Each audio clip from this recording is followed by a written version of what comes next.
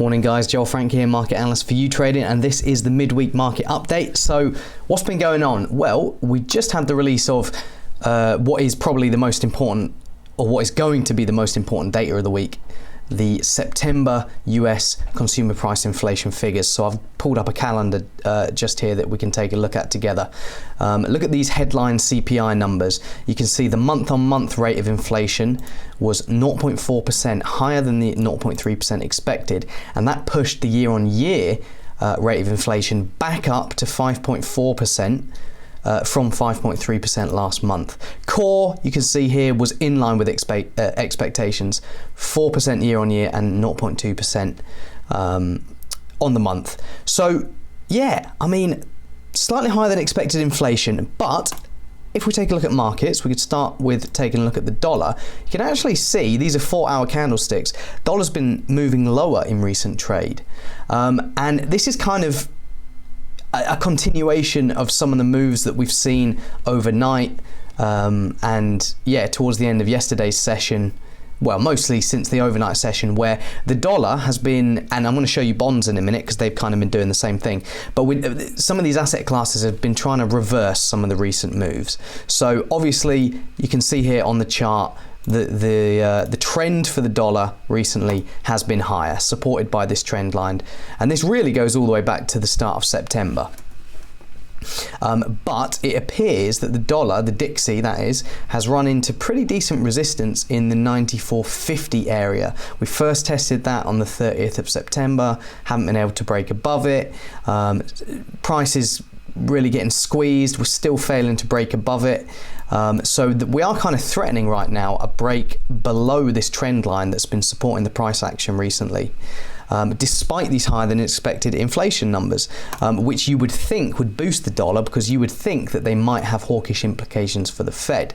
Technically speaking, if we do break below this, can't delete that arrow, this level of support in the form of this trend line, well then we're probably going to test this area down here that I've got marked up. It's some recent lows and highs which coincide with the 21-day moving average there. It's roughly the 93.50 to 93.75 region. That would be your downside target. Why might we move there despite, you know, strong inflation numbers and the fact that the Fed are almost certainly now going to press ahead with their QE taper in November, and money markets now pricing hikes as soon as Q3 2022 by the Fed? I mean, it's all quite hawkish. It all should be quite dollar positive, shouldn't it? Well, I mean, potentially the dollar is overdue a bit of profit taking. Like I say, it's seen quite a big move higher since the start of September. From under 92 all the way to 94.50, so it might just be a bit of position adjustment, but would this dip here be bought? As long as the fundamentals remain sort of as they are, hawkish Fed, persistent inflation, then you would suspect that the dip probably would be bought. Onto bonds now. You can see just as the dollar was moving higher, this is the 10-year bond, its price moving lower, which obviously means its yield was moving higher. We've had all these inflation concerns recently, expectations for a more hawkish Fed response to the inflation.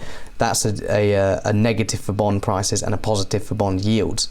But we've seemed to have bounced pretty strongly at the 200-day moving average here, which I've got marked up in blue.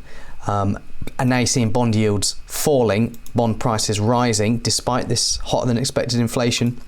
And by the way, this could be weighing on the dollar as well.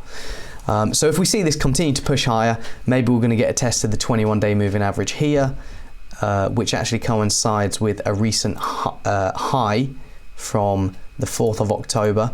That would be an area you would want to look out for. Potentially, if you are expecting the trend lower in bond prices to continue, that might be a nice place to join the action and retarget a test of the 200-day moving average again. Moving on, how are stocks holding up? Well, on the day, I've got stocks here. This is daily candlesticks, a little bit higher on the day. I mean, it's been quite a subdued trade. Stocks haven't seen a negative reaction yet, anyway, to the inflation data today.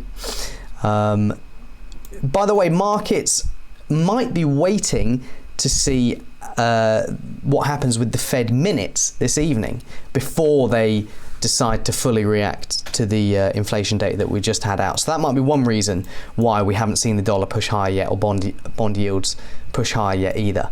So maybe that's one factor. But anyway, stocks here consolidating within recent ranges. You can see there's this kind of trend line that's been suppressing prices and continues to do so. Also, the 21-day moving average, you can see here in orange, continues to act as pretty decent resistance. It was on the 27th. Was good resistance over the last couple of days as well. So yeah, technically speaking, the bias continues to be towards further downside. And you can see here you've got lower highs 1, 2, 3 and lower lows 1, 2. So that would suggest that the next group of lows will be obviously lower, and that could be mean targeting the 19th of July low at 4,200 and, well, roughly 4,230. Although, you know, maybe that'll be a couple of days before we get there. Crude oil, what's crude oil saying? As we've spoken about a lot in recent weeks, crude oil prices have been shooting up as part of this this theme of the global energy crunch. You know, a shortage of natural gas, shortage of coal, power stations all around the world, well, more so in places like China and India, having to ration because they literally don't have, they haven't been able to get hold of the fossil fuels they need. And obviously that has a positive impact on crude oil prices. So I spoke about it last week, but we had this big break to multi-year highs. That was above 80, and we're actually hanging out just below the 80 level now. But still looks as though these crude oil prices are quite well supported. It does seem likely that you could get a bit of more of a pullback towards maybe the 76 level because you got some key resistance in that area. This high from the 28th of September, the high from the 6th of July, perhaps a test of the 21-day moving average here just above $77 per barrel. It is probably time for a bit of profit taking on these crude oil markets, but really the picture remains very much bullish for crude oil. So maybe FOMO is keeping the price elevated because demand, you know, OPEC continue to restrict output, even though obviously we do have these shortages of fossil fuels, coal, gas and oil, which is artificially pushing prices up and will likely continue to do so. But yeah guys, hope you enjoyed the video and I'll see you all in the next one.